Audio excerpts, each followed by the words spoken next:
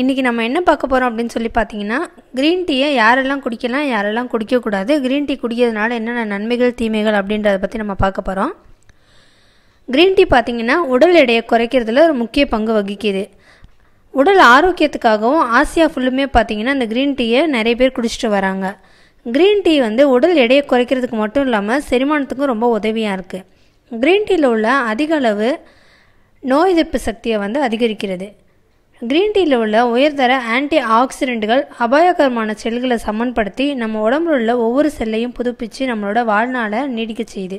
தினசரி ஒரு cup green tea எடுத்துக்கிட்டிங்கன்னா உடல் ரொம்ப ஆரோக்கியமாக இருக்கும். ஒரேடியாக க்ரீன் டீக்கு அடிமையாயிடாதீங்க.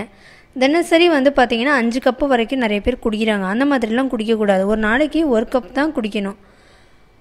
இப்போது குறிப்பிட்ட சில பிரச்சனைனால உடம்புக்கு சிகிச்சை எடுத்துகிட்டு வரவங்க க்ரீன் டீயை குடிக்காதீங்க. அது அதிகமாகவே உங்களை பாதிக்கும். கர்ப்பிணி பெண்கள், கர்ப்பம் தரிக்க வேண்டும் என்ற நினைக்கிற பெண்களும் க்ரீன் டீயை எடுத்துக்காதீங்க. க்ரீன் டீயில் உள்ள கெஃபின் உங்களோட ரத்தம் வழியாக கருப்பையை சென்றடையும். இதனால் பிரசவ காலத்தில் கருவில் உள்ள குழந்தைக்கு பாதிப்பு அதிகமாகவே ஏற்பட வாய்ப்பு அதிகமாகவே இருக்குது. இரத்த சோகை இருக்கிறவங்களும் க்ரீன் டீ குடிக்கிறத தவிர்க்கணும். இரத்த சோகை நோயால் பாதிக்கப்பட்டவங்க பார்த்திங்கன்னா இரும்பு சத்துள்ள உணவுப் பொருட்களை அதிகமாக உணவில் சேர்த்துக்குவீங்க.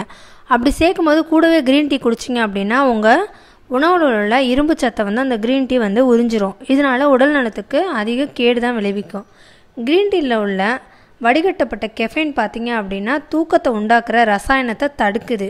இதனால் உடலில் சுரக்கிற அட்ரினலின் சுரப்பி அதிகமாக சுரக்குது. இதனால் தூக்கமின்மைக்கு சிகிச்சை பெறவங்க இந்த க்ரீன் டீயை தவிர்க்கிறது ரொம்பவே நல்லது. பிளட் ப்ரெஷர், அதாவது உயர் ரத்த அழுத்தம், சர்க்கரை நோயால் பாதிக்கப்பட்டவங்க இந்த க்ரீன் டீயை கட்டாயம் ஒதுக்கணும்.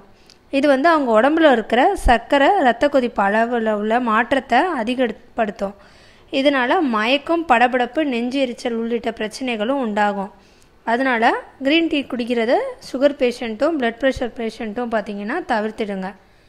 இந்த வீடியோ உங்களுக்கு பிடிச்சிருந்தது அப்படின்னா லைக் பண்ணுங்கள், ஷேர் பண்ணுங்கள், கமெண்ட்ஸ் பண்ணுங்கள். மேலும் இது போன்ற வீடியோக்களை தெரிஞ்சுக்க எங்களோட சேனலை சப்ஸ்கிரைப் பண்ணுங்கள். நன்றி.